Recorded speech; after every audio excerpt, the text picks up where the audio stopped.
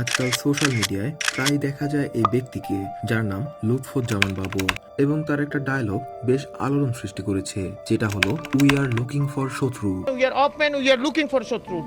Seven sister কি, কে এই লুৎফুজ্জামান বাবর, এবং সেভেন সিস্টার শব্দটির সাথে তিনি কিভাবে জড়িত, এগুলোই আমাদের আজকের ভিডিওর আলোচ্য বিষয়।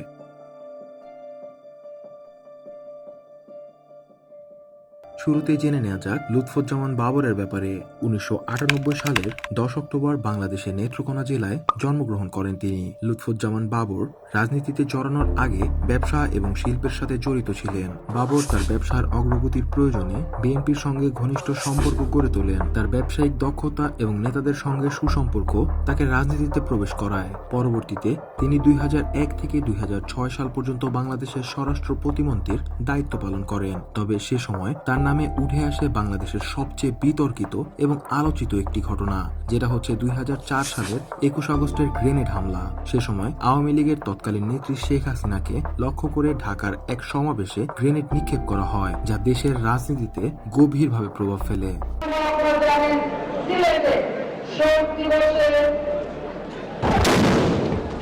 এই ঘটনার ষড়যন্ত্র এবং হামলাকারীদের সহায়তা করার অভিযোগে বাবরকে গ্রেফতার করা হয়। এবার জেনে নেওয়া যাক সেভেন সিস্টার কি। ভারতের উত্তর পূর্বাঞ্চলের আসাম, ত্রিপুরা, মণিপুর, মিজোরাম, মেঘালয়, অরুণাচল এবং নাগাল্যান্ড, এই 7টি প্রদেশকেই মূলত সেভেন সিস্টার্স বলা হয়। এই অঞ্চলগুলো ভৌগোলিক এবং সাংস্কৃতিক বৈচিত্র্যের জন্য ভারতবর্ষের অন্যান্য অঞ্চল থেকে সম্পূর্ণ আলাদা। 1972 সালে উত্তর পূর্বাঞ্চলের 7টি রাজ্যের ঐক্যের প্রতীক হিসাবে নামটি প্রথম ব্যবহৃত হয়। রায়বরুয়া নামক জনৈক এক সাংবাদিক সর্বপ্রথম এই রিপোর্টে সেভেন সিস্টারের নাম উল্লেখ করেন এবং ধীরে ধীরে এই নামটির জনপ্রিয়তা ছড়িয়ে পড়ে। তবে এই অঞ্চলগুলো সীমান্তবর্তী এবং বিভিন্ন রাজনৈতিক জটিলতার কারণে অর্থনৈতিক উন্নয়ন থেকে বেশ পিছিয়ে রয়েছে, আর তাই এই অঞ্চলগুলোতে বেশ কিছু বিচ্ছিন্নতাবাদী দল কিংবা গোষ্ঠী গড়ে ওঠে, যারা সব সময় চায় এই অঞ্চলগুলোতে ভারতের মূল ভূখণ্ড থেকে আলাদা করে একটি স্বাধীন রাষ্ট্র হিসাবে গঠন করতে। বিচ্ছিন্নতাবাদী এই দলগুলোর মধ্যে সবচেয়ে উল্লেখযোগ্য হল আলফা অর্থাৎ United liberation front of Assam এবং NSCN অর্থাৎ national socialist council of Nagaland. তবে গল্পের টুইস্ট এই যে আলফা এবং NSCN এই বিচ্ছিন্নতাবাদী দলের সাথে লুৎফুজ্জামান বাবরের যোগসূত্র ছিল। লুৎফুজ্জামান বাবরের কার্যকলাপ আজও তার জেনারেশনের অনেকের মনে গভীরভাবে গেঁথে আছে। তার বিরুদ্ধে সবচেয়ে বড় অভিযোগ হলো ভারতের সেভেন সিস্টার্স এলাকায় বিদ্রোহী দল গঠন করে ভারতকে অস্থিতিশীল করার প্রচেষ্টা। এমনকি চীন ও পাকিস্তান মিলেও ভারতের যতটা ক্ষতি করতে পারেনি, তিনি একাই তার চেয়ে বেশি ক্ষতি করার চেষ্টা করেছিলেন। তার বিরুদ্ধে সবচেয়ে আলোচিত ঘটনা হলো 10 ট্রাক অস্ত্র পাচারের ঘটনা, যার কারণে তিনি মামলায় জড়িয়ে পড়েন। যদিও তিনি শেষ পর্যন্ত ধরা পড়ে যান, কিন্তু সে সময় যদি এই অস্ত্রগুলো ভারতে প্রবেশ করত, তাহলে ভারতের পরিস্থিতি কেমন হতো তা ভেবেই শিউরে উঠতে হয়। তিনি ছিলেন একমাত্র ব্যক্তি যিনি ভারতকে হুমকি দিয়েছিলেন, যখন বাংলাদেশ থেকে এই ধরনের সাহস দেখানোর কথা কেউ কল্পনাতেও ভাবতে পারে না।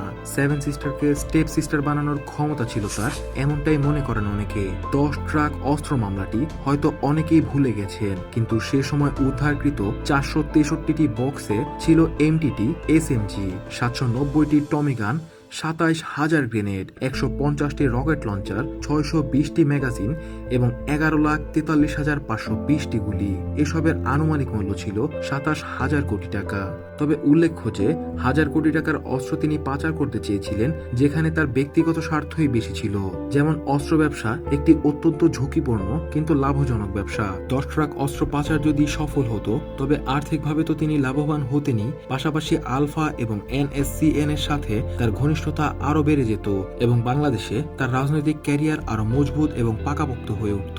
সে সময় তিনি স্বরাষ্ট্রমন্ত্রী ছিলেন এবং যদি সেই অস্ত্রগুলো ভারতে ঢুকতো, আজকে ভারতের সেভেন সিস্টার্স হয়তো অক্ষত থাকতো না। ভারত তখন নিজেদের নিরাপত্তা নিয়ে এতটাই ব্যস্ত হয়ে পড়তো যে আমাদের দেশের অভ্যন্তরীণ বিষয়ে হস্তক্ষেপ করার সময় পেত না। ইদানিংকালে ফেসবুক এবং যাবতীয় সোশ্যাল মিডিয়ায় তিনি বেশ পরিচিত মুখ এবং তাকে নিয়ে মানুষ বেশ ভালো মন্তব্য করছেন। যেমন সে সময় তিনি এই অস্ত্র পাচার সফল দখল করতে পারলে 15 বছর আমাদের এই ফ্যাসিস্ট সরকারকে সহ্য করতে হতো না। তবে এখানে ভাবার মতো বিষয় এটাও যে প্রায় 32,87,243 বর্গ কিলোমিটার আয়তনের ভারতবর্ষ বাংলাদেশ থেকে 22 গুণ বড়। সুতরাং হয়তো তার এই অস্ত্র পাচারের ফলে ভারত তাদের ভূখণ্ড থেকে সেভেন সিস্টার হারাতো, তবে ভারত এবং বহির্বিশ্বের নজরে আইএসআই তে পরিণত হতো বাংলাদেশ। 17 বছর পরে স্বৈরাচার থেকে মুক্তি পেলেও দেশে আজ যে শান্তি বিরাজমান, লুৎফুজ্জামান তার প্ল্যানে সফল হলে বাংলার মানুষ এই শান্তি ইহকালেও খুঁজে পেত না। সেভেন সিস্টার কিংবা লুৎফুজ্জামান বাবর সম্পর্কে আপনার কি ধারণা কমেন্ট করে জানাতে ভুলবেন না।